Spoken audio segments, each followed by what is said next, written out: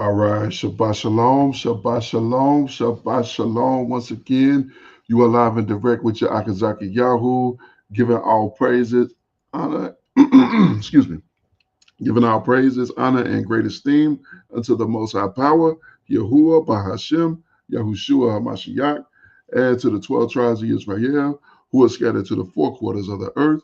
I say Shalom, Wa, Baruchim, that is peace and blessings. And I cannot wait till the day that the Most High brings us back together, and we are once again 12 tribes, one family, one nation, under the Most High Power, under one covenant, and back in our own land with a heart of flesh and no more a heart of stone, with our enemies, our adversaries, and all those who hate us under our feet. Hallelujah. So we're going to jump into another video review real quick, real easy. This is a triple header brought to us by Black Culture Unlocked. Shout out to the brothers, doing the good work. And I know we found some question marks in one video, but that's okay. Give brothers a chance, to get things situated. Here, let me flash their page right quick. Links are in the description box, by the way. And they're trying to create a positive narrative, and I want to create a positive narrative as well. So here's a shot. Black Culture Unlocked on YouTube. All right. So this is what their page looks like. Let's get to the video, and let's get to it. Here we go. First video is Putin again unveils Black biblical icons in Russia's secret vault. All right, here we go.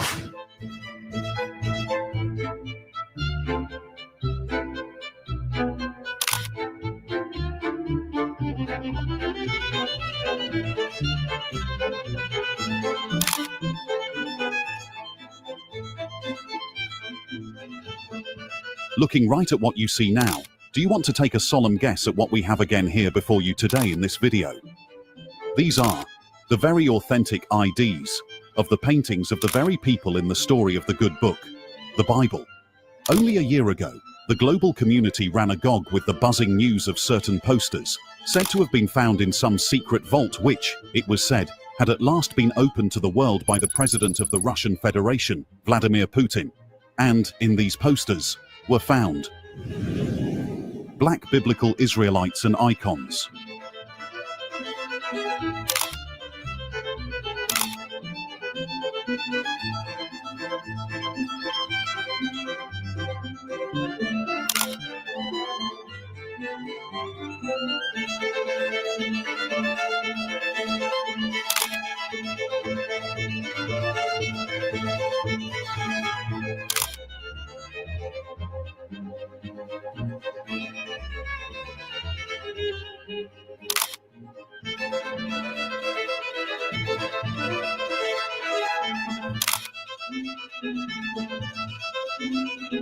For centuries, Western art has portrayed biblical figures as white Europeans, but ancient icons and artifacts stored in Russia's vault reveal a startling truth. Many biblical icons were, in fact, black. There are a whole load of them, hundreds and thousands of iconic paintings, some with familiar names that we know of in the scriptures, while there are also many others with names we do not even know, nor have we ever heard of. But the remarkable thing is, the saints in these paintings are all blacks.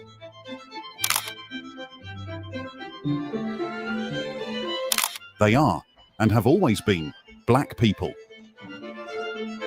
They are Israelites, as are we.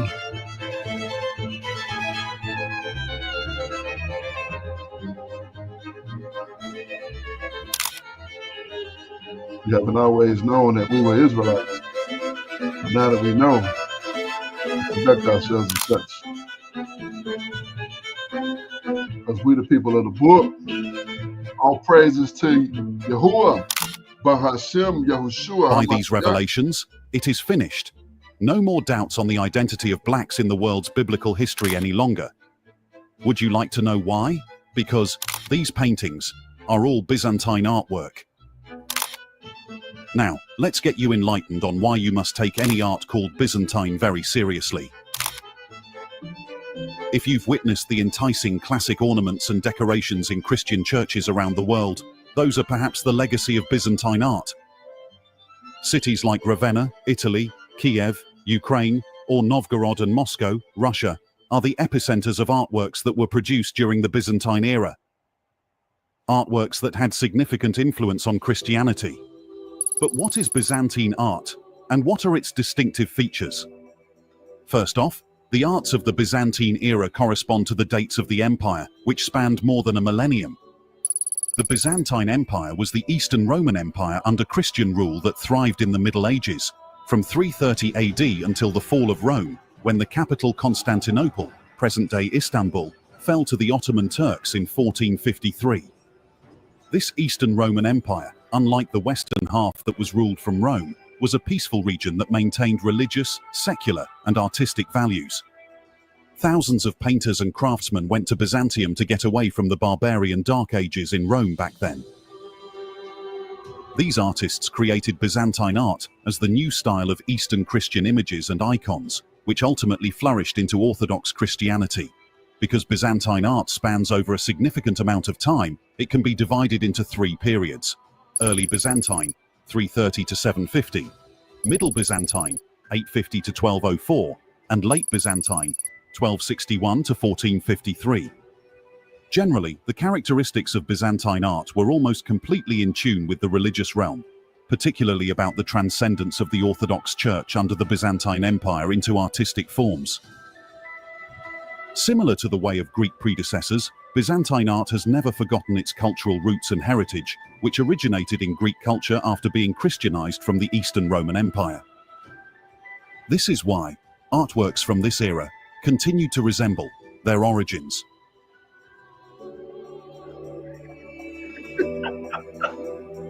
So, just know this: any old painting you are told is originally Byzantine reflects the exact image of what has been painted. Because, in Byzantine art, there are no alterations. It is an artistic preservation of history, just the way that history is.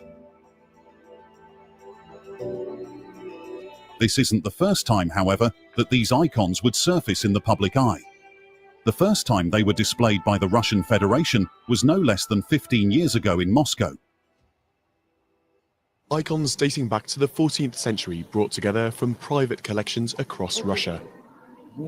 It's very beautiful. It gives you goose pimples. It's a remarkable exhibition. It's an exhibition which feeds the senses. Everything is so grey outside at the moment, and here suddenly it's a feast for the eyes. And it's a feast that marks 100 years since religious icons started to be recognized as works of art. Before then, they were mainly viewed as religious objects, often left blackened over the centuries by the passage of time and added layers of paint. When we learned how to remove the dark layers, we discovered... And just wait there a minute, viewers. Did you hear that? Let's go at it again for a second, shall we? When we learned how to remove the dark layers, we discovered... Did you hear that again now? When we learned how to remove the dark layers, the lady just said. For those of you who might not have heard the first rewind clearly, let's go over this again for the final time. When we learned how to remove the dark layers, we discovered... Yes, that's the part. The images were whitewashed, and then the other old paintings were hidden in vaults all over Europe and Russia. When we learned how to remove the dark layers, we discovered an overwhelming beauty, to such an extent that it shocked André Matisse, who was in Moscow at the time. He said, "It's here that artists should come to learn to paint, not to Italy." But today, only a small number of these masterpieces remain. Most were destroyed during the Soviet era. These icons are the survivors. If museums hadn't saved them, they wouldn't exist today. There are 50,000 icons in Russian museums. Before, there were millions. As we can well hear, there used to be millions of these icons back in the days. But today, only a small number of these masterpieces remain, as most were destroyed during the Soviet era. The icons you see here are the survivors of what's left, and they are no more than 50,000 icons. If museums hadn't saved them, they wouldn't exist today. But now the future of this part of Russian heritage is up for debate. Are the icons best held by museums, or should they be returned to the country's churches? The second time some of these icons were displayed would be 13 years ago, in Rome, where an exhibition of 40 Russian icons, ancient pieces of art, ranging from the 15th to the 20th century, which were once hidden after the October Revolution of 1917, left the Federation for the first time. These sacred pieces have been preserved from the anti-religious destruction at the time. The Castel San Angelo in Rome is currently hosting an exhibition of 40 Russian icons that have left their country for the first time. They are pieces of art that were hidden after the October Revolution of 1917 in order to protect them from anti-religious destruction. Soprattutto è la prima volta che It's the first time that a large number of Russian icons have come here to Italy. In addition, here are a dozen examples that have never before been moved. They appear for the first time in our catalog. Icons are usually painted on wood and meant to represent saints or sacred elements. The Orthodox tradition considers them as if they were the gospel, inspirations of God through the hand of the artist. Their deep symbolism is reflected from the meaning of icon as a representation or vision from another world. The wood evokes the Holy Cross through its gold background, divine light, and the cloth attached to the wood evokes the cloth that covered the body of Jesus Christ. è un'importanza notevole e fondamentale. Without a doubt, they have a great importance and a fundamental recognition in Russia because the icons represent for Russia what the pyramids represent for Egypt or the temples to the Greeks. The exhibition shows icons ranging from the 15th century until the early 20th century. It's a rare opportunity to see the religious soul of Russia through its ancient icons.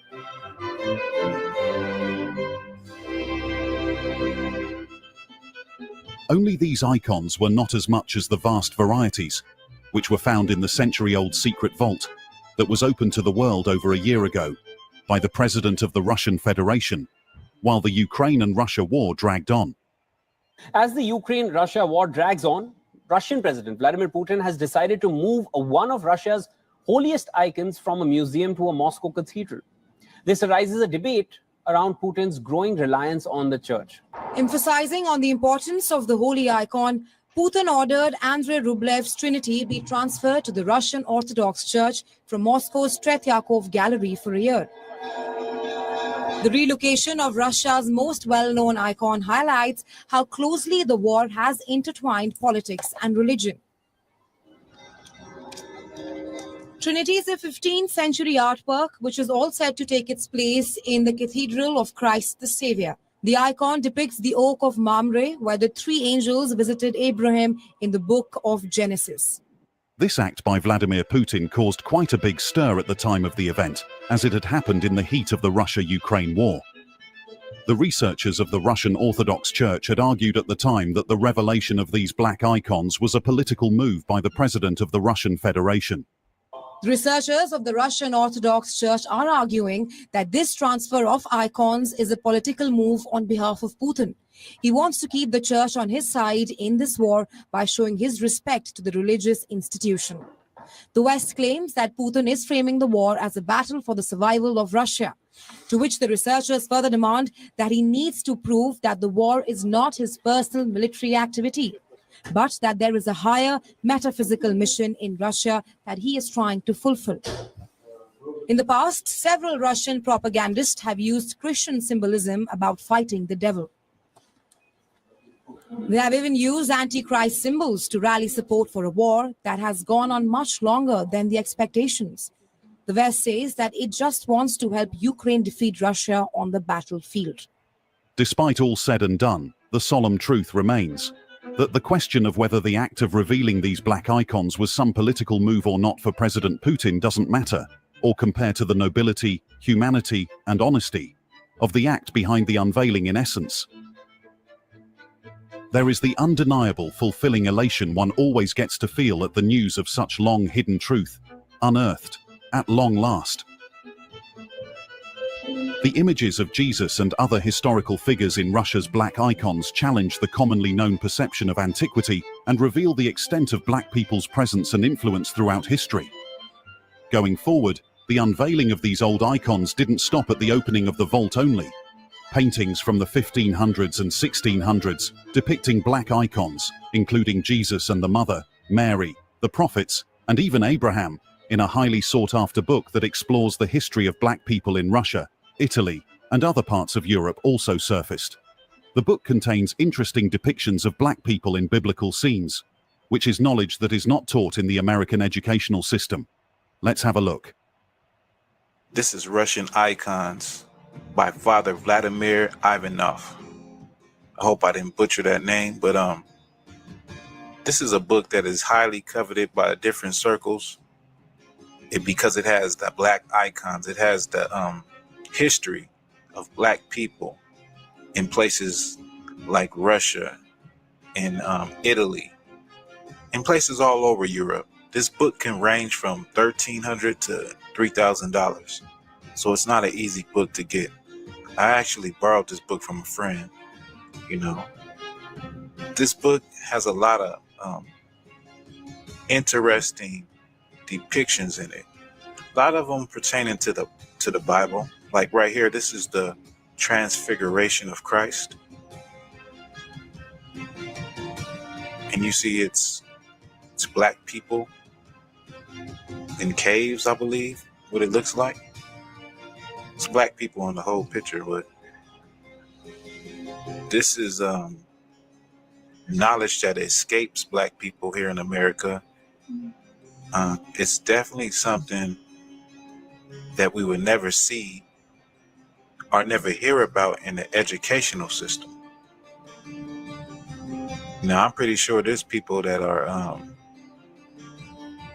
Black history college students majoring in Black history or world history, and they never seen nothing like this before.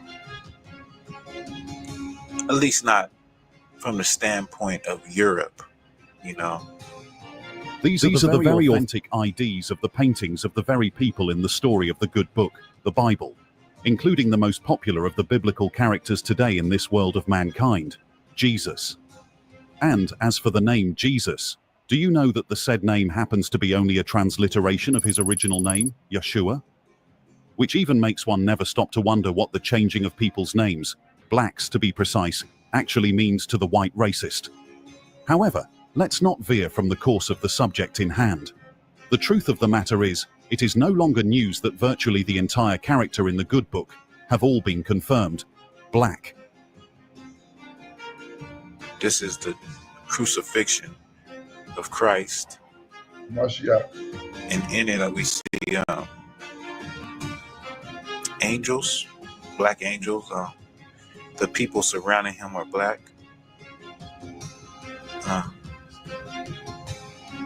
It's very interesting because the images that we see are contrary to what we have known our whole lives, or what we have been taught our whole lives.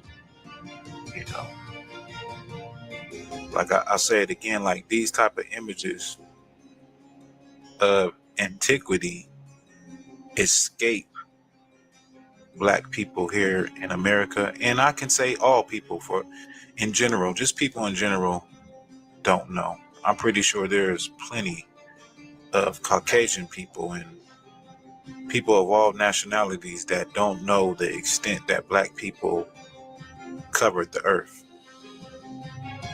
And in many cases, like here, like what you see, were in rulership positions. Like this looks like a king flanked on each side by his different priests, his wife looks like, and different high priests. I don't know what king it is. It is, of course, some solid fact that most people do not know until date the extent to which Black people lived in the past, and even ruled in their time. This is due to the whitewashing stereotypes which had begun taking place since the time of the Renaissance. This is an image of John the Baptist. This is an image of Elijah. And around him is scenes from his life. Kind of like a movie, which is a pretty neat way to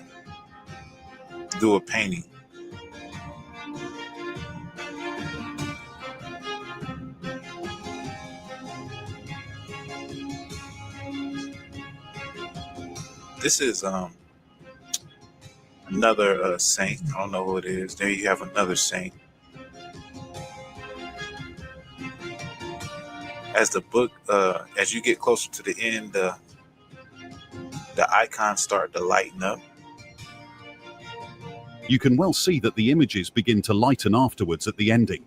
This clearly depicts the gradual change caused by the whitewashing evil of falsehood that followed afterwards and altered things that were. The unveiling of these icons is a powerful testament to the enduring strength of truth. The authenticity of these paintings compels us to re-evaluate our understanding of the past, particularly regarding the presence and representation of black figures. For centuries, these figures may have been shrouded in obscurity, but their rediscovery sheds light on previously untold stories, standing as a challenge to long-held assumptions, prompting us to rewrite history with a more inclusive lens. Many Russian icons were destroyed or sold abroad by agents of the Soviet government. Some were hidden to avoid destruction or were smuggled out of the country. Since the fall of communism, a number of icon painting studios have again reopened and are painting in a variety of styles for the local and international market. Many older hidden icons have also been retrieved from hiding or brought back from overseas. In closing, these discoveries shatter the myth of a white biblical narrative, confirming the diversity of ancient civilizations. As we unearth the hidden treasures of Russia's secret vault, we are reminded that history is not always what it seems. The revelation of black biblical icons challenges our assumptions and shakes the foundations of traditional narratives. We are forced to confront the reality that our understanding of the Bible and its characters has been filtered through a lens of Eurocentrism. But today, we reclaim black heritage. We rediscover the rich cultural tapestry of the ancient world, where Africa and Asia played pivotal roles in shaping our shared human story. The black biblical icons in Russia's secret vault are more than just artifacts. They are keys to unlocking a more inclusive and authentic understanding of our faith. They remind us that the message of love, redemption, and salvation knows no racial or ethnic bounds. As we gaze upon the images of Yeshua, Moses, and other biblical figures, we see reflections of ourselves, diverse and other, vibrant and beautiful. We are thus reminded that our stories, our cultures, and our identities matter. This brings us to the end of yet another interesting video. All right, so to sum this up in just a few words, they lied. They lied and they lied. They gave us a white JC and they told us that this was our power, this was our God, and he was our redemption, and that was what we needed. And that was a lie. That was a flat out lie. They told us that they got us from Africa and that we was a bunch of primitive people swinging on vines, and they had to come and save us.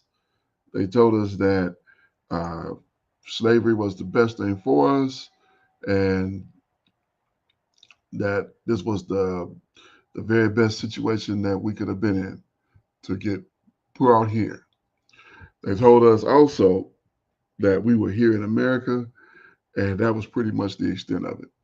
All the rest of the black people were on the continent. They lied, they lied, they lied. The children of Israel, once you get into the text, you'll find out that the children of Israel were scattered multiple times, including in this last scattering that's known as the transatlantic slave trade. Before that, the sub-Saharan slave trade. We were scattered from Greece by the Greeks. We were scattered during the times of the Romans. We have been scattered time after time after time after time again. When you get into the understanding, you'll better understand why Hamashiach was talking about bringing back that which was lost, because we had been scattered so many different occasions. It was just like it is today. It was Israelites who didn't know that they was Israelites, who thought they were Greeks, who thought they were Romans, who think they Americans, who thought they were British, who thought they were Swedish, who thought they were from Arabia who thought they were from various places with various peoples because they had lost their heritage. We've been lost our heritage long time ago. Even when we had people in Jerusalem who were still keeping the way, some of our people had been lost their way and had gone and just gotten themselves lost, forgotten all about what it is they were supposed to be doing. If father didn't teach son, if mother didn't teach daughter, guess what? Information didn't go forward. Information don't go forward. Guess what? One generation later, you a heathen.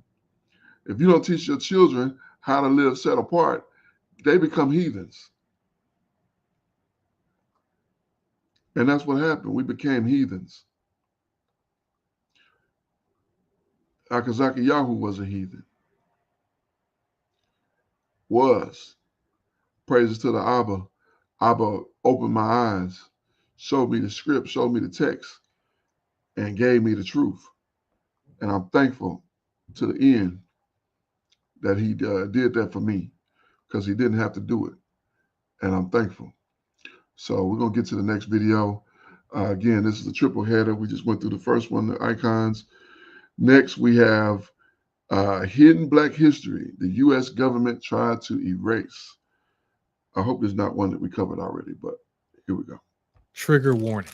This video discusses sensitive topics about sex trafficking, medical sexual violence, abuse, and exploitation that some viewers may find disturbing. This is the slavery era in America, a time when rape was legal, sex, power, and violence were part of everyday life. The system was designed to keep the slaves without power, without knowledge, and without even the slightest hope for change. The only thing white America cared about was how the slaver could maximize their profit. Some people will tell you that black men weren't tortured that much, because as property, it was in the master's best interest to avoid damaging their property.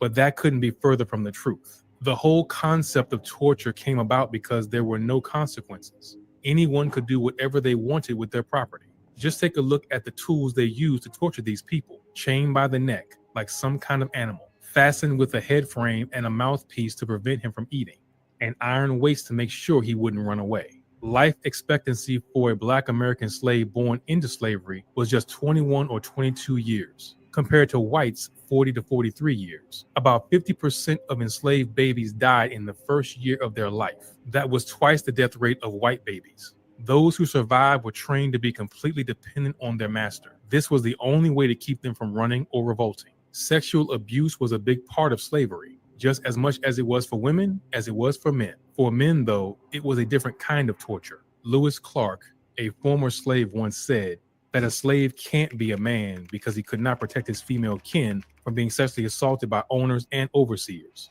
He had to sacrifice his mother, sister, wife, and daughter. He had no other choice but to turn a blind eye. The sexual abuse of black men and boys is heavily recorded throughout history, but it is rarely talked about. That's because there were no limits to the depravity of humankind. White women also sexually assaulted their male slaves. When slavery was at its peak, white women received their own slaves. This was a common practice. White parents often gave their daughters more enslaved people than land. This gave the woman some form of independence. During this period, women were supposed to be obedient and faithful to their husbands. Unfortunately, many of them were abused. They were also fully aware that their husbands were sexually abusing their slaves. So the women wanted power of their own. They too could make money selling slaves, hence the breeding farms. It's time for us to unlearn all the BS they taught us and learn who we truly are. That's exactly why we made our bundle called Unlock Minds. It includes multiple ebooks breaking down our real history, some traps that keep us stuck in the system, and how we can build real wealth and power. Schools will never teach us this. It's up to us. The best part is we're not going to charge hundreds or thousands of dollars for you to access this type of information like most online gurus do. You can get the complete bundle for only $1 by clicking the first link in our description. Thank you for the support. Now, let's get back into it. Number 1. Breeding farms. It was very easy for someone who was a livestock seller to turn into a slave trader. These people had a very, very dark mindset. Slave breeding was an entire industry. Some states, especially Virginia, relied on slaves as their main source of income. The price of slaves varied based on the industry that invested in slaves for the production of sugar, rice, cotton, and tobacco. Because of the constant territorial expansion, a lot of white families needed more slaves. As long as the need for enslaved labor was going strong, slave breeders could literally make a fortune by forcing slaves to reproduce. White women would pick strong and healthy enslaved black men either for their own personal satisfaction or to force them to have sex with women and get them pregnant. These white women didn't care if the enslaved man had to sleep with his sister, mother, or daughter. If he fits the profile, then he would make an excellent breeder. White women preferred young and able farm men. An excellent physique provided a better bargain. These men were forced to produce more and more children so their masters could sell them at a high price. If the man resisted, he would either be severely punished or killed. Here is how the industry worked. A 1662 law known as Partus Sequitur Ventrum stated that if an enslaved mother gave birth to a child, that child would inherit the status of a slave. If the mother was free, then her child would also be born free. Reproducing was critical when white supremacists wanted to increase the number of slaves they had.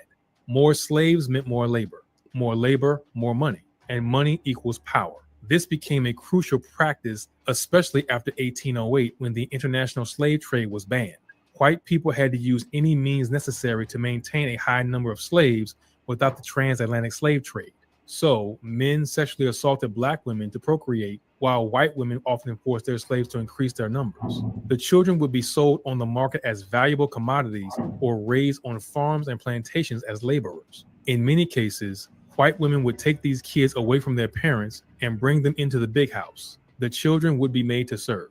If they wanted to sell these children, then they would create this feeding regimen and control everything the children ate. If the children were seen as valuable stock, then the white woman would give them medicine like Jerusalem oak. This product was used to treat parasites like worms. If the child was not fit enough, then white women would force them to run around the farms and race with other black children. This was a test to see who would be the fittest. This practice ensured that the children would fit the criteria for extended labor and sell for a good price. Many of the young boys were also kept in the breeding farms and forced to reproduce, just as their fathers and mothers were forced before them. In some cases, white women would make black women and men watch their children go through the same traumatic ordeal. This created generational trauma. It is very hard to figure out exactly how valuable these enslaved people were, but here are some rough estimates. In 1860, the total value of enslaved people in America was $4 billion. This was much higher than the total value of all the gold and silver in the country, which was $228.3 million. It was more valuable than all the money in circulation priced at $435.4 million, and even all the farmland in the South worth $1.92 billion. To slave owners, enslaved people were the most valuable asset, worth more than all these other things combined. Southern slave owners would take out loans using their enslaved people as collateral. Banks would then turn these loans into bonds and sell them to investors worldwide, even in places where slavery was illegal. Wealthy plantation owners would start new banks in states like Louisiana and Mississippi. They would write down a list of slaves that planters could mortgage. This allowed them to buy more enslaved people and expand their cotton farms. To fund these loans, the banks sold the bonds to other rich people in New York, London, Paris, and Amsterdam. The investors didn't technically own the slaves. They owned the bonds that were backed by the value of these slaves. In modern finance, this process is called securitization. It was a perfect ploy to make more money. Without slavery, America wouldn't have become the global powerhouse it is today. America was pretty much built on slavery. It is what helped modernize and revolutionize the U.S. in the 18th and 19th centuries. It catapulted the U.S. into one of the best capitalist, industrial, and modern economies. In just one lifetime, the South went from this tiny coastal strip of worn-out tobacco fields to this massive cotton empire. By 1861, the South had 5 times more enslaved people than it did during the American Revolution. It was producing 2 billion pounds of cotton each year. This allowed the United States to dominate cotton production, which was essential for the Industrial Revolution. The only nation that was making more cotton than the U.S. was England. Number 2, sexual exploitation for personal satisfaction. As was already mentioned, many white women used black men because their husbands couldn't satisfy them. They sexually abused male slaves. In some of these cases, rich women who inherited a lot of slaves did not need to marry. Their male slaves would satisfy their needs.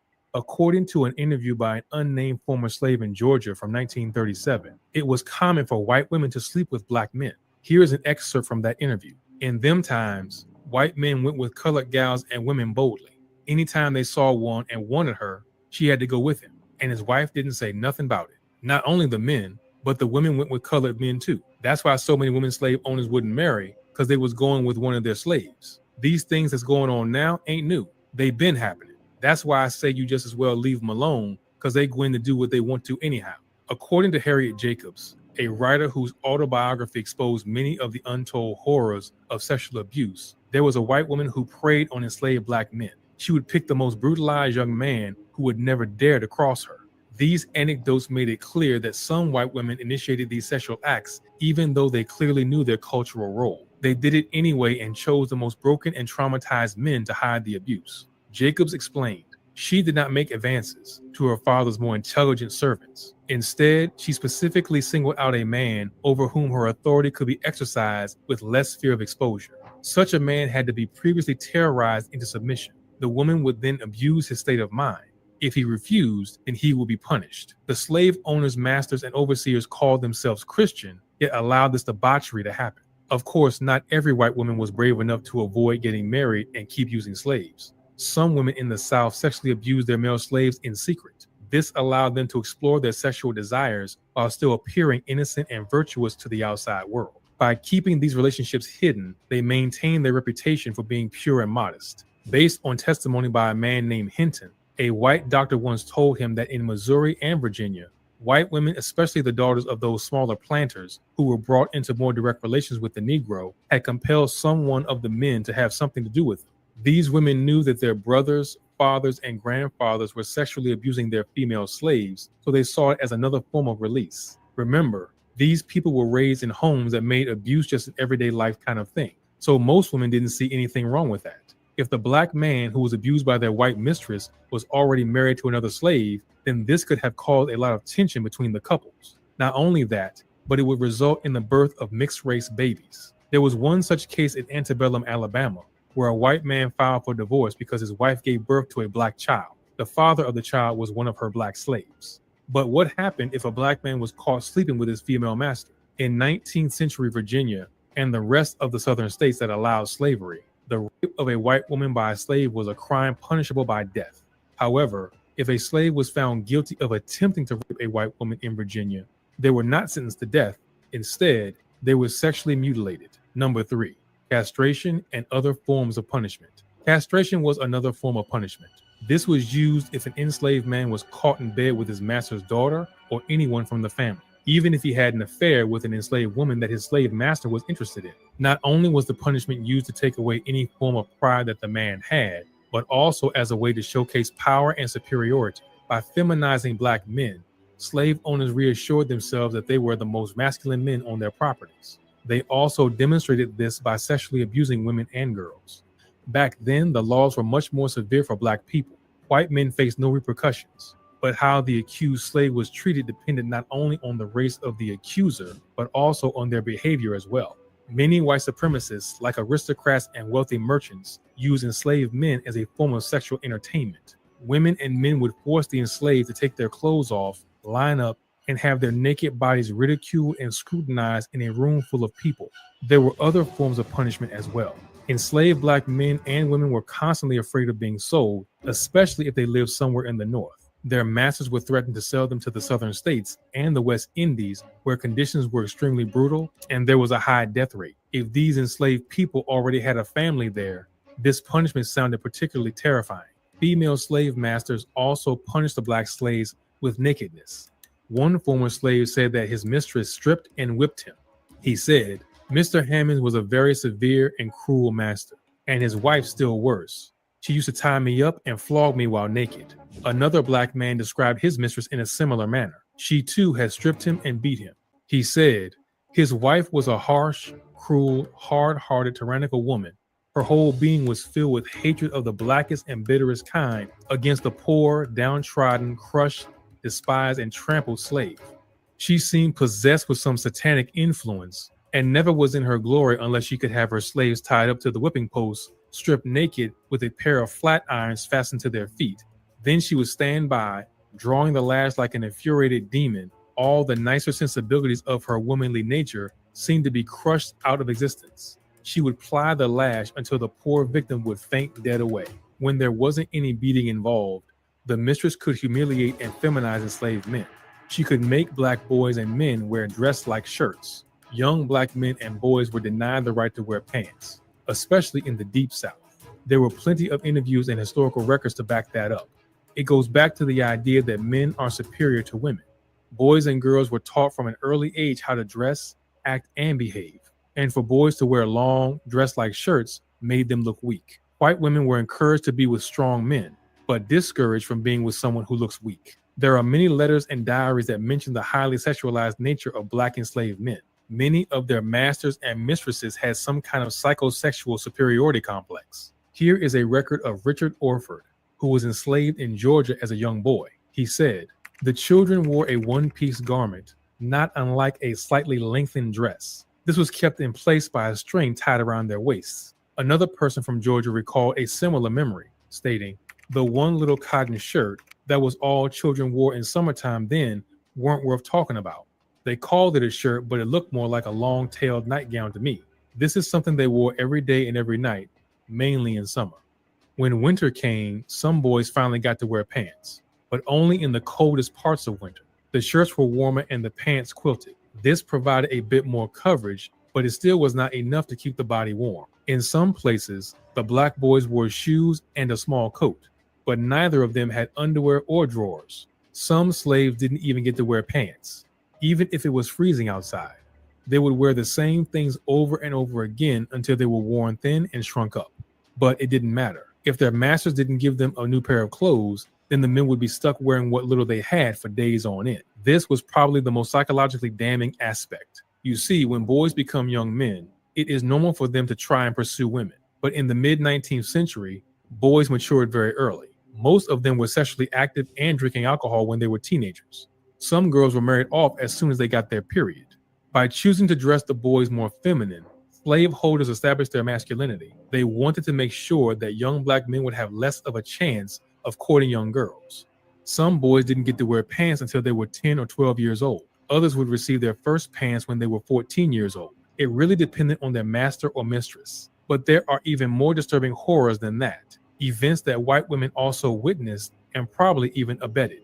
Ever heard of buck breaking? Number 4, buck breaking.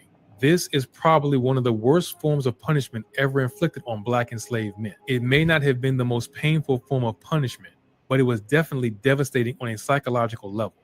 In 18th and 19th century America, buck breaking was used to punish black men when whips and beatings were not enough. The men tried to rebel in some way, so the slave owner had to use other means of control to dominate the black men.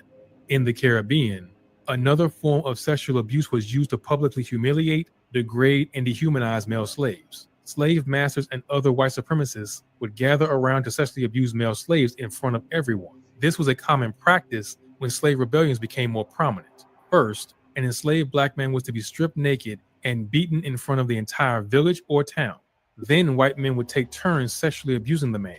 This was also done in front of their wives and children. Their sons, daughters, brothers, and sisters were made to watch. This act of sodomy was a warning to other slaves not to dare cross a white supremacist. It was used as a means to make the black person feel less of a man, a calculated approach to destroy the self-respect, self-esteem, and will of a black man. These men were stripped of their power, their rights, and their dignity. Then there is the shaming, not only from the rapists, but the entire community. This form of torture was done to terrify and humiliate a black man beyond what any of us could possibly imagine. It caused permanent damage to their psyche and parts of their brain. Many enslaved men couldn't live with the trauma afterward. Some ran away never to return again. Others committed suicide. Well, the forced reproduction, constant terror, and mutilation would be their downfall. The more and more black people came into the world, the harder it was to control them. Eventually, their numbers got so big and the rebellion so problematic that politicians had to make a change. But change took a long time. In 1862, the government abolished slavery in Washington, D.C. To keep local slave owners loyal to the Union, Abraham Lincoln's administration offered to pay them $300 for each enslaved person they owned. They paid 979 owners for a total of $2,800. 989 enslaved people. This is how Washington became the island of freedom. Everywhere else, it was a different story. Washington was surrounded by the slave states of Maryland and Virginia. Lincoln made a similar offer to the border states, but Delaware rejected it, and the offer was never made again. In 1865, the 13th Amendment abolished slavery nationwide, causing all other slave owners to lose their enslaved people without compensation. The abolition of slavery impacted plantations the most, and because of the war, the country suffered. You see, during the Civil War, the South got a taste of Black power.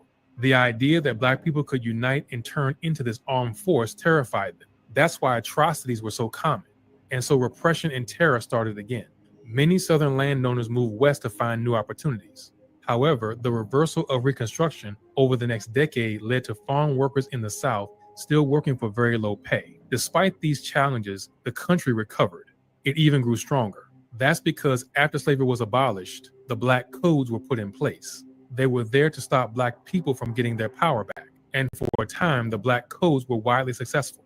These rules were meant to establish white supremacy in the South. They were used not only to limit the freedom of Black people, but to make sure that they were going to be used and abused as cheap labor. In the days of segregation, life was still miserable. Number 5, Jim Crow terror. The myth of the Black rapist and the supposed need to protect white women was the backbone of segregation. Freed Black men were now a threat not just to their mistress, but the entire social order. Back then, women were seen as these helpless creatures in need of saving. They were pure and respectable people. All they had to do was get married, stay at home, and take care of their children.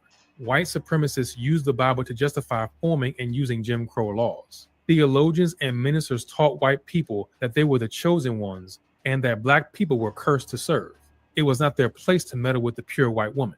So the common folk went on to say that whites were superior and Black people were inferior. They had to remain separated from white folks at all costs because white people were the true children of God. The way the United States was set up was that even the poorest, lowest, and least educated white person was still higher in society than any Black person could ever be. Add the Ku Klux Klan to the mix, and you get the perfect form of terror on a scale so big, it would shape the entire country. When someone wanted to lynch or beat a Black man, they could just falsely accuse him of raping a white woman. It was that easy. But what many people don't know is that women also led the Ku Klux Klan. First came suffrage, then came the women of the KKK. They were master manipulators with immense social power. The Women's KKK. This was an affiliated but separate organization of white Protestant women. This is how it all started. The first KKK was founded in Pulaski, Tennessee, after the Civil War. White men were furious that Black people could vote. Not only did the war bring the South to financial ruin, but it also shattered an entire slavery system that made the South rich in the first place. So the KKK would organize rituals in secret and make sure that the Reconstruction would never give the Black people true freedom and equality. Women were not direct members of the Klan, but they did help around. Some made the famous white robe for their husbands and family members and helped with the rituals and other social activities. Women had this symbolic role. They were these angelic beings to be protected from the Black demons that have overwhelmed the countryside. The first Klan ended by the 1870s, but the second Klan was yet to come. It started in 1915 after an anti-Semitic lynching in Atlanta and a cross burning on Stone Mountain. This new Klan was big in the 1920s. It attracted 3 to 6 million Americans. Unlike the first one, which did all its ceremonies in secret, this one was out in the open. They were even connected to the government. It was everywhere. Legals, also known as paid organizers, would go from place to place and talk to the people. If the people saw the Black community as a problem, then the Klan would plant seeds of hatred and fear that would inspire the whites to join. They also had to pay a fee to join. Eventually, the KKK became so powerful that a lot of women wanted to make their own separate but affiliated organization, and it worked. It was quite similar to the male KKK. It had a hierarchy that was very close to the Roman Catholic Church. They had leaders like the Imperial Commander, Clay-Lifts, Clocards, Clygraps, Claybees, and the Klexter Clerigos. They were there to enforce the Klan rules, collect money, recruit members, and organize events. The only difference is that the Women's KKK didn't do the lynchings. They were manipulators and used their social power to spread their agendas. These women were in charge of whisper networks, also called poison squads. If there was any white person, Catholic or Jewish, who was against a political candidate of the KKK, the women would destroy their reputation. They boycotted people's businesses, destroyed school teachers, and advocated for pro-KKK candidates. They would use donations, speeches, and parades to flaunt their influence and then force other white women and men to accept the values and teachings of the KKK or face the consequences. The women didn't just lead the WKKK. They were also active outside it. Lulu Markwell, for example, was the first head of the WKKK. She was also active in the women's suffrage movement. Daisy Douglas Barr, who led the WKKK in Indiana and 7 other states, was a Quaker preacher. She was also the first female vice chair of the Republican State Committee and was involved in temperance and women's groups. As you can see, many white women did everything they possibly could to make the lives of black men a living hell. First, the men will be beaten with paddles, whips, and other instruments that inflict maximum damage and leave permanent scars, sometimes to the point of a life-threatening injury. Others were branded and mutilated. This terror lasted for decades. This documentary was truly heartbreaking to make, but the truth needed to be told. All we ask is that you drop a like and subscribe to the channel to help our movement get spread to more people. If you'd like to learn some more Black history they never taught us in school, click the video on the screen. We'll see you over there. All right. Man, that was tough. The hidden Black history of the U.S. government tried to erase. And that was the history of servitude that we had to deal with during the time of slavery. And man, it was a hard time. It was a rough time. And it was a lot of folly going on, a lot of wickedness going on, and a lot of evil going on. And it plagued our people with great hardship. But here's the good news. Here's the highlight of it. We're still here. Hallelujah. Despite all that our people had to endure, we're still here. The Most High brought us from that era. He brought us across the water through the transatlantic ocean, the Atlantic Ocean is what I'm trying to say. And we were able to get here, and all these generations later, we still here. We still here. We still got life. We still got breath. We up. We walking. Not only that, we strong. And now we waking up to the truth, and we starting to deal with things in proper context, putting things in proper order, and operate the way the Most High has set forth for us to operate. So, they couldn't break us. They couldn't destroy us. They couldn't stop us as long as the Most High was with us. And I'm trying to think what welcome Kenanaya, told everybody for joining us. Appreciate you so much. Where is that scripture that talks about all the places where they should be scattered? I'll be a little sanctuary unto them. Man, where is that address there? I can't recall it off the top. I can't recall the address. I mean, let me see. So Isaiah 8 and 14. That might be the one we need. Okay, let me see here.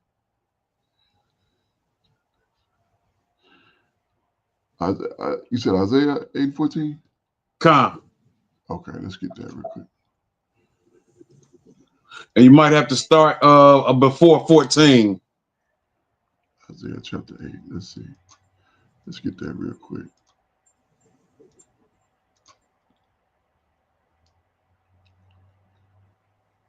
All right.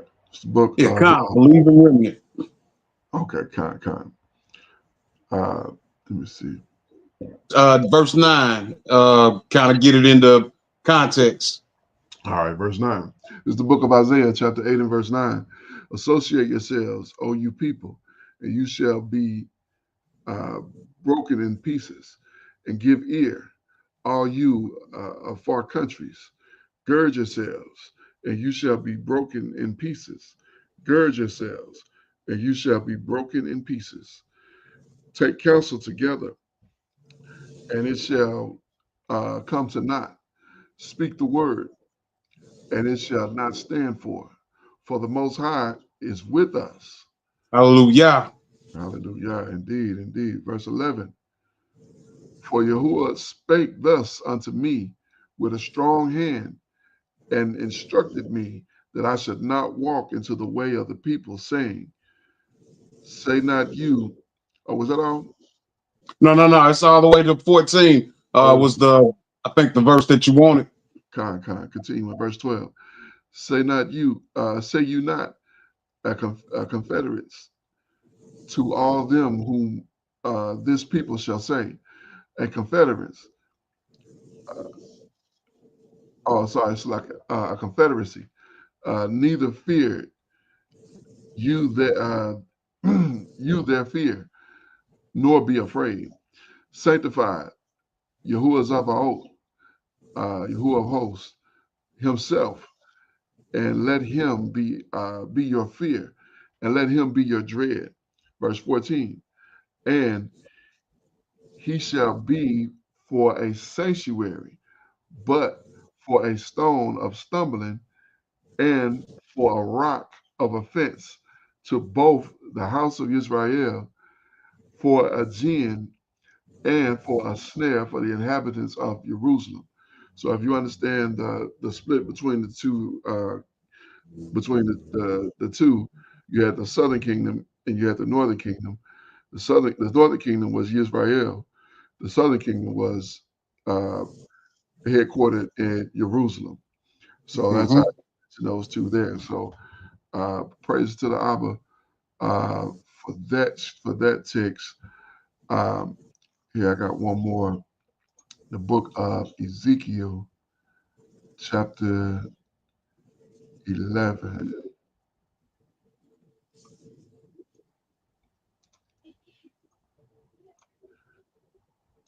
All right, let me see here. Okay, I'm going to pick it up at verse 14. It says, again, the word of Yahuwah came unto me, saying, Son of man, your brethren, even your brethren, the men of your kindred, and all the house of Israel, holy are they unto whom the inhabitants of Jerusalem have said, get you far from Yahuwah. Unto us is the land given in possession. Therefore, say, thus said Yahuwah, or thus said Adonai Yahuwah, although I have cast them far off among the heathen, and although I have scattered them among the countries, yet will I be to them as a little sanctuary in all the countries where they shall come. So all that we've been through, all that we've had to endure, all that our ancestors and all the whippings and all the torture and all the hard ways, we still here. Abba did not forsake us. Abba did not turn his back on us. In fact, he did exactly what he said he would do. He would be a little sanctuary to us in all the places wherein we were scattered. And even in this captivity, even in these situations right here in this country, in the next country where we were, where you go anywhere in the world right now, and you'll see Yahudim, Yehudim scattered all over. You'll see us. And some of us are standing up tall, and some of us are serving the Most High in spirit and in truth. And some of us are still trying to find our way. And so the Most High have made good on his promise. And all that other stuff is telling us is that our time is not yet. As the time comes, as we get closer to time, you'll see more and more brothers and sisters walking in the way of the Most High. And that's when you'll know that the time is near. So you got anything on that? Lie. All right, well, we're going to jump to this last video. This is the untold horrors of the black male slave by the white woman. It seemed like did we cover this one? I don't think we did. I think this was one of the newer ones. The subject does sound familiar, but might have been something similar. Yeah, they may have done a remix of another version of it. I did cover that. The first one I did was the vault again from Putin, and it was Okay. very similar to the first one. Yeah, it was very similar to the first one. And then I covered that last one where he was talking about the harsh stuff. So we'll get into this last one. I kind of hate getting fired up, on the Sabbath, but it is what it is. We got to deal with what we got to deal with. So here we go. We had ancestors that had to fight on the Sabbath before as well. Exactly. You're exactly right on. All right, here we go.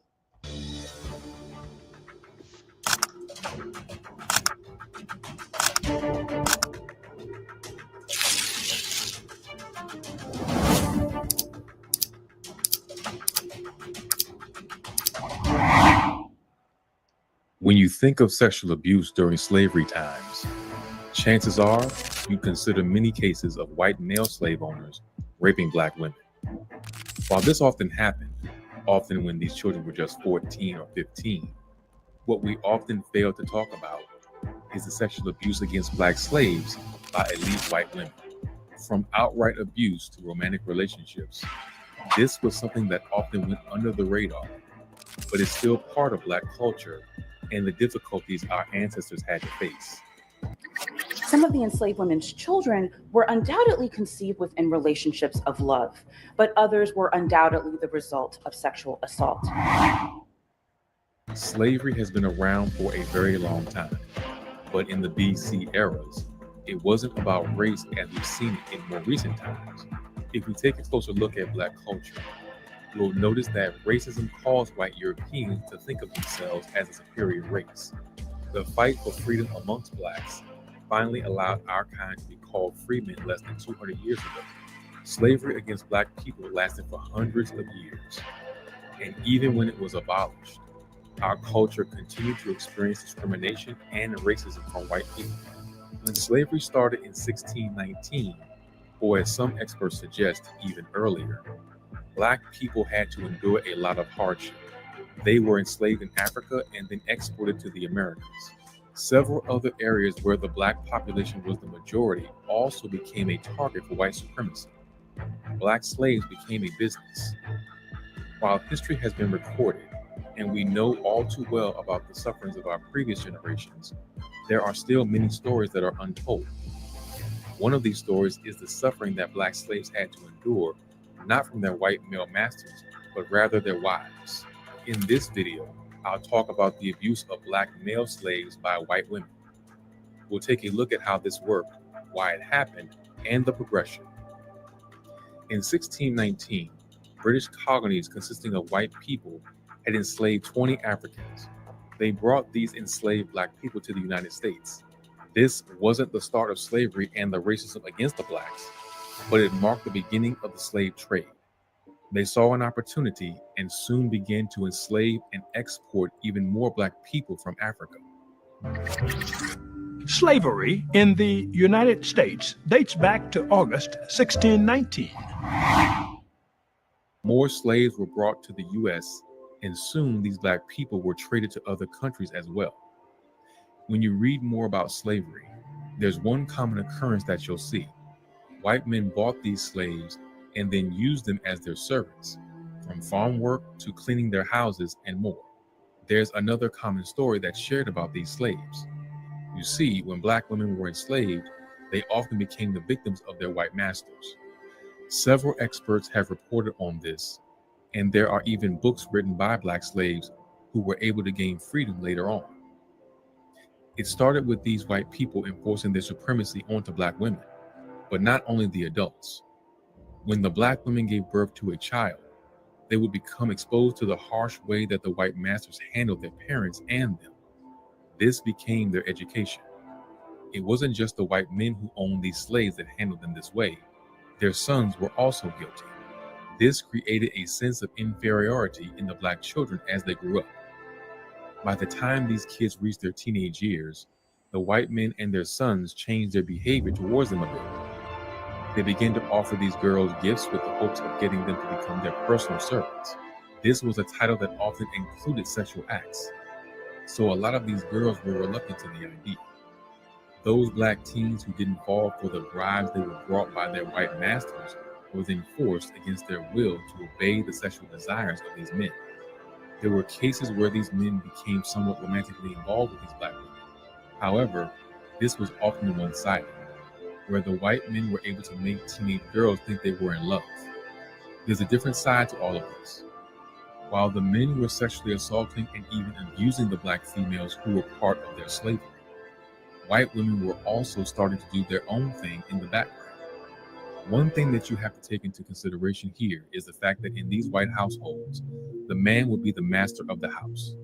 The woman was rather considered less valued and responsible for household tasks like cleaning, washing the clothes, and cooking.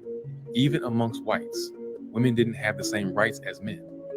Men would often think of their brides as their property. The women had to obey everything their husbands told them to do. Slave ownership became a way for these women to show their power. The more slaves a woman owned, the higher her status in the public eye. This is also where the abuse against black male slaves began. Yet when you read about black culture and black history, it's not really something that frequently pops up. White men were constantly busy.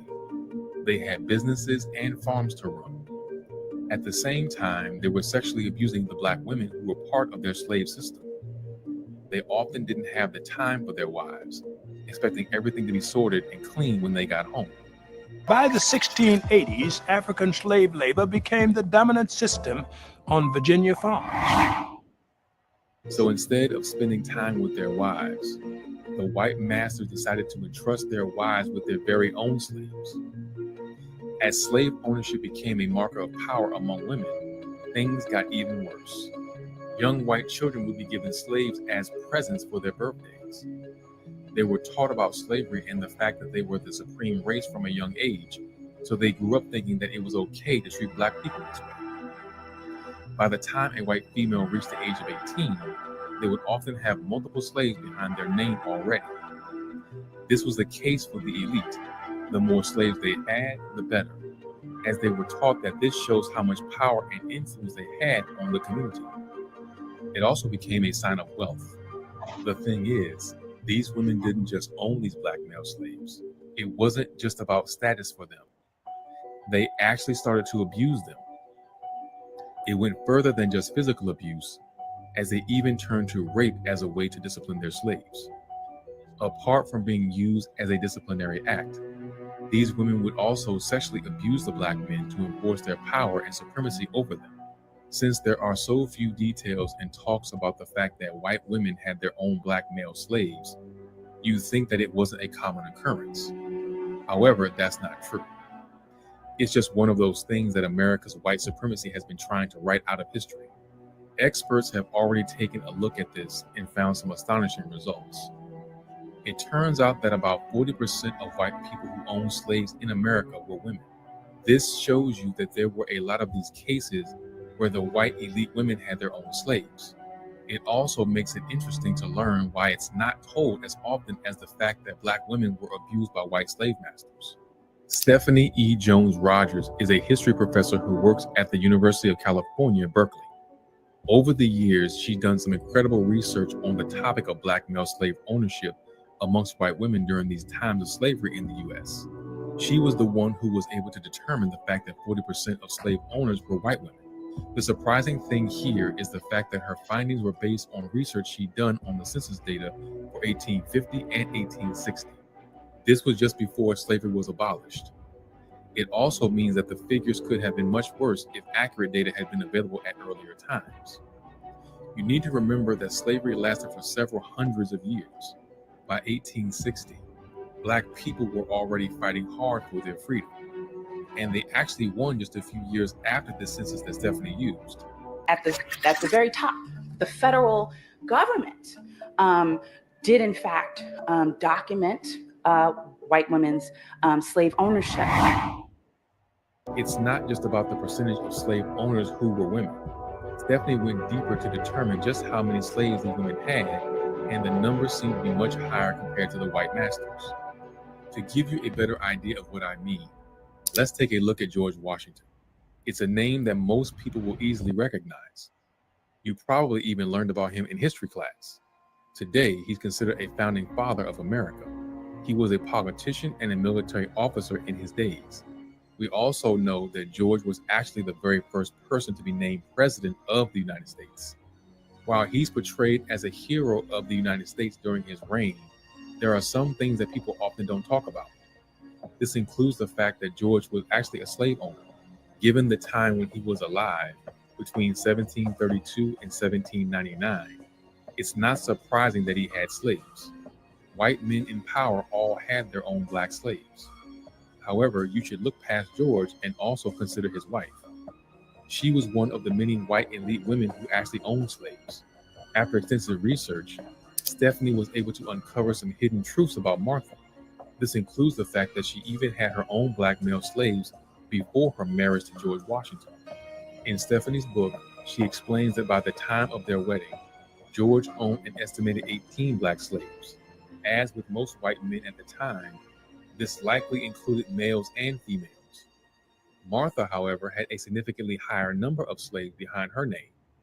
According to her research, Stephanie found that Martha owned an estimated 84 slaves.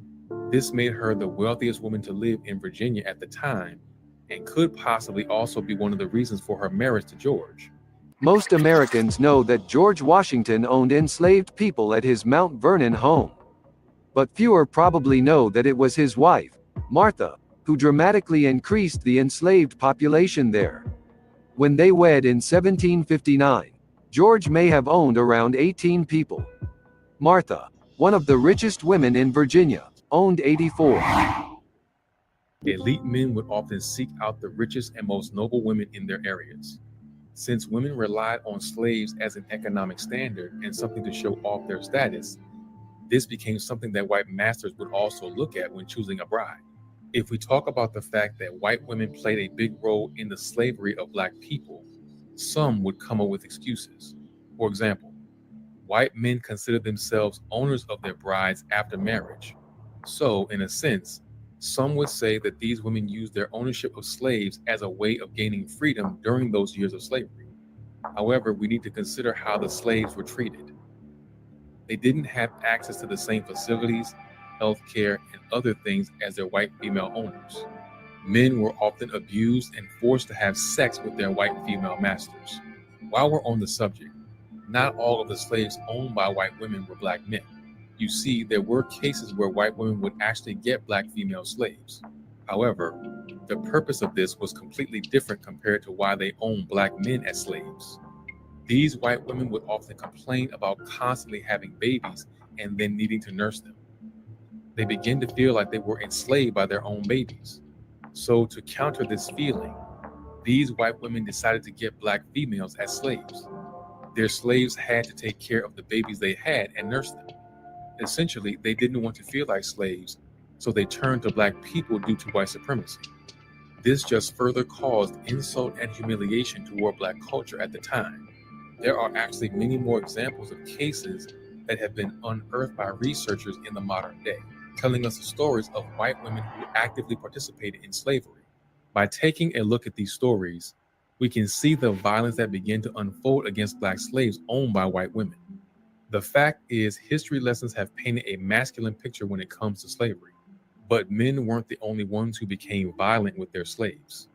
One that's definitely worth mentioning is Lizzie Anna Burwell. She was a white girl born into an elite family where slavery was normal. Since she was young, Lizzie was taught that whites were the supreme race. She saw how her parents treated black people and quickly adopted the same kind of behavior toward the slaves. She started to receive slaves as gifts from her father. Remember that slaves were considered an economy for white women at the time, so Lizzie was able to start building her property at a very young age. However, her violent behavior also started young. At the age of 3, she wanted the ears of one of her servants to be cut off. She also demanded that she wanted a new maid, which her father acted on quickly. I mentioned before that white women were also considered the property of their white husbands. This is actually a point that a lot of people who argue against the white female's involvement in slavery focus on. When a white woman married, they would become the property of the husband. They would have to obey his orders and didn't have freedom. This was true, but only to some extent. When slaves became a sign of power and wealth for women, things started to change. This was especially true in the southern area of the United States. Women began to fight against the fact that their husbands would claim their property upon marriage. Women often headed to court to fight for their right to keep their properties. There were many cases where the women would win. This ensures the wife and husband's property remained separate. White women were able to keep their slaves as their property. In other words, women felt entitled to full control and ownership over black bodies. There were also cases where these white women would draw up prenuptial agreements or deeds of gift. They then had a chance to actually transfer the ownership of their property, which included the slaves they owned, to another woman. This sometimes included their daughters or perhaps another relative who was female. It gave these women a way to avoid the ownership of themselves that often happened when they got married. However, it became more common for white females to keep their slaves after marriage, even before they married. Many white women, particularly those with elite status, were able to already start their journey to becoming someone of prestigious status due to the number of slaves they owned. It makes sense that there was an increasing number of white women who had slaves well before they got married. Remember the story of Lizzie that I spoke about? Well, this was just one of many examples where young girls were awarded slaves as gifts. As they grew up, they got more slaves gifted to them, most often by their fathers. By the time these girls were at an age where they could get married, they had often already learned the business of slave trading. They had their mothers to help them get the hang of building up an economic empire using the slaves they got as children and teenagers. As you've already discovered, these girls were vicious. Lizzie in particular had her maid's ears cut off. They became entitled to having more slaves, but this was due to the way they were raised. Yet it makes no excuse for the way that black men and women were treated. It also becomes clear that masculinity had nothing to do with the era of black slavery. It might have been white men who enslaved black people and brought them from Africa to the United States. However, this didn't stop white women from also joining this venture that their husbands, fathers, or even children started. For these women, black men weren't just their property. They weren't thought of as people. Black slaves became servants, a currency, and even a medium for women to take out their frustrations. Elite white women took it upon themselves to rape and sexually abuse black men. They did so in a way that these men were unable to do anything in their own defense, as that would land them in even deeper trouble. Punishing or ending a slave's life was nothing in the eyes of these white women. They had plenty more slaves that they could turn to with their abusive behaviors. Yet, after hearing all of this, you might still feel surprised by what you have just learned. Chances are you've been taught of white men owning slaves. These slaves worked in the fields and did many other tasks without having any kind of freedom. White men raped the black women who were part of their slave inventory. They even had children in some instances. However, we often hear that women are just in the background. White women were the property of their husbands too, and so they sat on the sidelines and had nothing to do with slavery. Take a look at history and the vast amounts of research that has been done, and you'll start to see that this wasn't true. The white elite women might even have been more violent toward black men compared to the white male masters. It's just that history books don't really include this often overlooked detail. So in the end, we have to consider the involvement of all whites, not just the men who thought of themselves as being the superior race compared to blacks. Their wives and daughters had just as much of a doing in the entire slavery era as them. When white elite females were given authority over black male slaves, it led to rape, romantic involvement, and sexual abuse. Unfortunately, this is one part of black history that's often not talked about. Yet, I believe that we need to acknowledge everything that happened when white supremacy caused black people to become slaves and part of their everyday trade. Did you know about the way that black slaves were treated by elite white women? Let me know your thoughts on the topic in the comments below. Don't forget to give the video a like and share it with someone who might find this untold story about black history interesting. All right, man. Whew. That's some heavyweight. And think about being abused by women, and you're powerless to do anything about it. You know, it's kind of like, it's almost like working a job, where they feel like they can do whatever they want to you. talk to you any kind of way, and you go to HR, they're gonna side with them, you know. And who knows? It's absolutely crazy. This is a horrible situation, and like I said, you know, thankfully we were able to make it to this side of it. And I'm not saying everything is good now. Right. It's definitely some light. We can see the light. We're not at the light yet, but we can certainly see the light. We see it's down there. We got a ways to go, but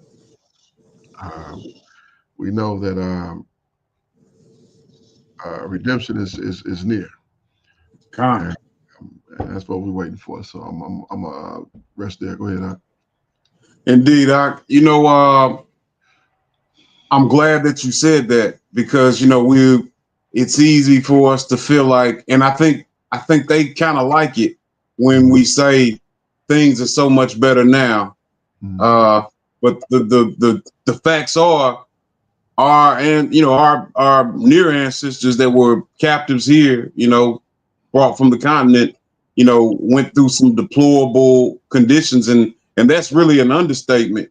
You know, we go through some terrible times as well, but you know, that yoke that was upon, you know, that generation right there was very severe. You know, we equivalate that to the bondage that, you know, our distant ancestors went through in Mizraim. You know, that's really a comparison that we can have. But you're right, things are not where they should be now.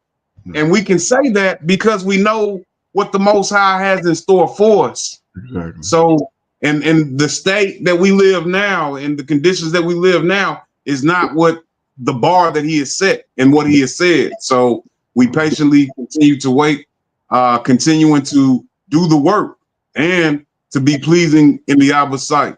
All praises. Hallelujah. Yes, indeed. Yes, indeed. All right. Well, with that, we're going to go ahead and close out this video review segment, and we'll be back with the scripture reading where we'll get into the text, the book of Numbers. Bamidbar. Bamidbar, yes, indeed. We'll get into the book of Bamidbar, the first 7 chapters, and feel free to join us for that. Praises to the Abba for another Sabbath Yom. It is a beautiful day, and man, I'm thankful. So thankful. But that's it. Let's go ahead and close on out like we always do with the book of Ecclesiastes, chapter number 12, verse number 13. Let us hear the conclusion of the whole matter. Fear the Most High and keep His commandments, for this is the whole duty of man. It is so very important that we understand that in the conclusion of the whole matter, we are to fear the Most High and keep His commandments, for this is the whole duty of man. At the end of the day, when it is all said and done, all the dust is settled and all the smoke is cleared, we will be judged on whether we have feared the Most High and kept His commandments. Why? Because this is the whole duty of man.